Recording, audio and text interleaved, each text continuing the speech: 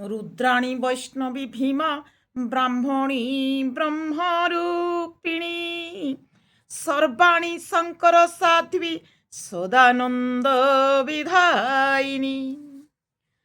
पूर्व वीडियो में इतने में था मुख पाले कहीं आदित्य देव उदय हेले प्रकृति सिंदूर बिंदु जे कहीं चिन्ह पड़िले। इसका अर्थ है मेरे कपाल में क्यों आदित्य देव उदय हुए हैं।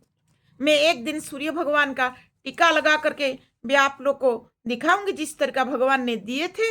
मगर उस फोटो में जो त्रिशूल पकड़ करके मेरा एक फोटो गया है उसमें भी भगवान सूर्य नारायण का टीका है।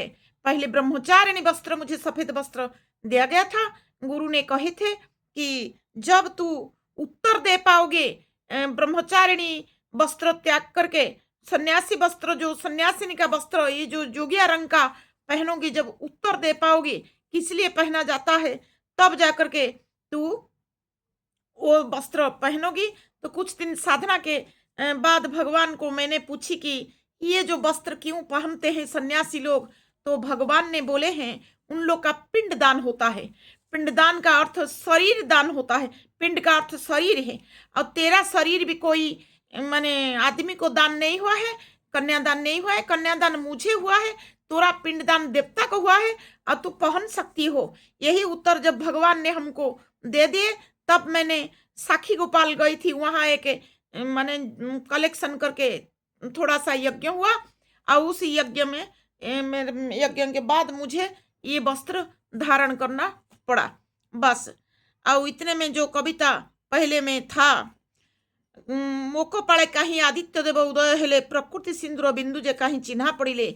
मेरे कपार पर क्यों भगवान सूर्य नारायण उदय हुए हैं और जो प्रकृति का सिंदूर बिंद है वो भगवान सूर्य नारायण प्रकृति रानी का देवी दुर्गा माता का सिंदूर बिंद है। प्रकृति रूपिणी माता वही दुर्गा माता है और उनका सिंदूर बिंद है। बहुत विराट स्वरूप है दुर्गा माता का। जैसे भगवान का विश्व रूप है ऐसे प्रकृति रूपिणी माता का भी विश्व रूप है। उस विश्व रूप का भगवान सिंदूर बिंदी बन करके उदय होते हैं। लाल रंग अस्त के समय पर भी सिंदूर बिंदी जैसा अस्त होते हैं। तो मुंह की बात जब मेरे कपार पर भगवान ने उदय हो गए हैं। मुंह की बा प्रकृति रूपिणी अटे जगत माता तो तर्जमारे प्रकाश हेब सबु बारता। क्या मैं क्या प्रकृति रूपिणी माता हूं कि मेरे कपार पर भगवान ने उदय हुए हैं। तो मैं क्या प्रकृति रूपिणी माता जगत माता हूं। और तेरा तर्जमा जब न्याय दर्शन खोल करके उसको शास्त्र तर्जमा किया जाएगा तब आदि शक्ति का उसमें वेद का ऑर्डर जो भविष्यवाणी का उसमें है कि वो आदि शक्ति है। आदि शक्ति का कुंडलिनी मेरे पास है। और ये जो लोकतंत्र बना हुआ है इसमें प्रथम नागरिक करके राष्ट्रपति नेता लोग चुन करके बैठा देते हैं। उनको प्रथम नागरिक बोला जाता है मगर प्रथम नागरिक उस तरह का शास्त्र के हिसाब से नहीं है।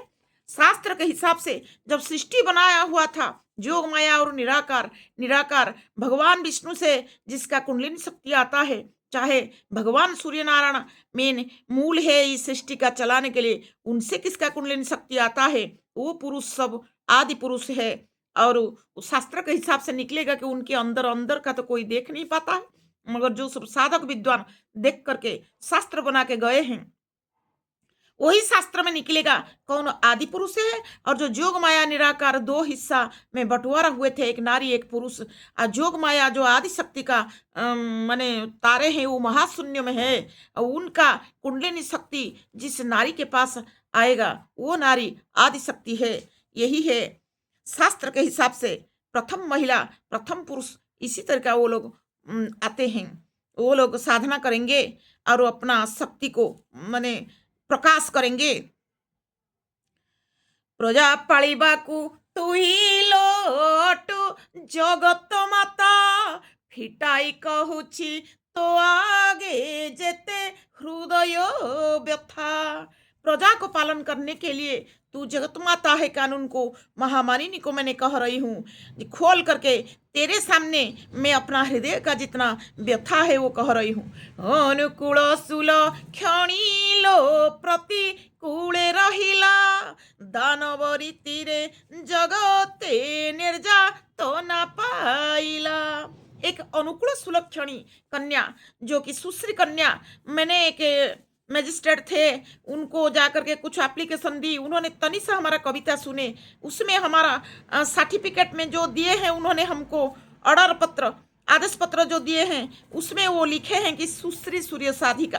तो सुलक्षणी सुश्री कन्या जितने हैं सब उन लोग को अत्याचार होता है। तो यही चीज मैंने कविता में लिखी हूँ। अनुकूल सुलक्षणी लो प्रतिकूले रहिला। जो अनुकूल चीज है वो प्रतिकूल में रखा गया, उसको दबाव चपाव अत्याचार में प्रतिकूल में रखा गया। दानवरी तीरे जगते निर्यातना पाइला। ये जितने सब दानव भरे हुए हैं इनके रीति में वो निर्यातना उसको मिला है। मोहा अनुकूल मानवे सर्वे तो पासे रही प्रतिकूल घटना मान विचारती लो से ही। जितने सब महा अनुकूल मानव बड़े बड़े जज जस्टिस वो लोग सब समाज में क्या प्रतिकूल घटना हुआ, क्या समाज का हानि हुआ, उसको सब विचार करते हैं कि कैसे समाज सुधरेगा। मगर समाज नहीं सुधरता है क्योंकि असली न्याय दर्शन जो है वेद का न्याय दर्शन, जो सृष्टि नियंत्रणकर्ता का जो न्याय दर्शन वो अभी तक खुला नहीं, वस्त्रहरण होकर के ये सब कानून बनाया गया है। तो इसीलिए महान अनुकूल मानव जितने सब है बड़े बड़े जज जस्टिस वो लोग इसको विचार करेंगे कि ये आदि शक्ति है। यही चीज रख रही हूँ, फिर मिलेंगे।